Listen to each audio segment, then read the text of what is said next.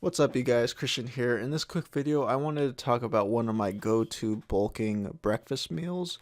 But before that, I wanted to show you guys a quick physique update of how I'm looking after my 8-week cut.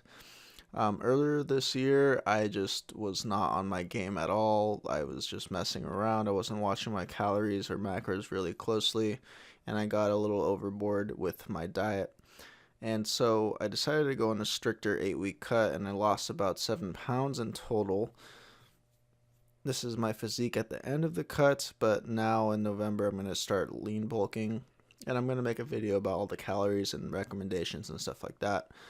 But my physique is definitely not where it was and where I want it to be, but I'm trying to progress and just wanted to show you guys this quick physique update.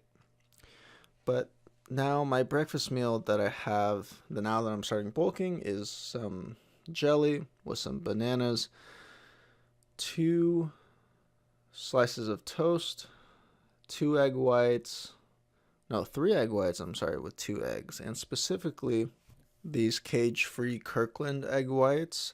I also had 2 whole eggs with those. And then, yeah, so the end of what my end meal looked like was this. So pretty simple. I'll put the macros here on the screen in a second, but this was my breakfast bulking meal. And as you can see, this meal was 2 large eggs, 5 servings of egg whites, 101 grams of bananas, 2 slices of wheat bread, and then the jam, of course. And all of this came out to be 57 grams of carbohydrates, 10 grams of fat, and 43 grams of protein. And so this was my meal when I first woke up. Right now, as I'm bulking, I'm not trying intermittent fasting. I'm just going to try to do it normal style and see how it goes. So yeah, thanks for watching this quick update and physique update video, and I'll see you guys in the next one.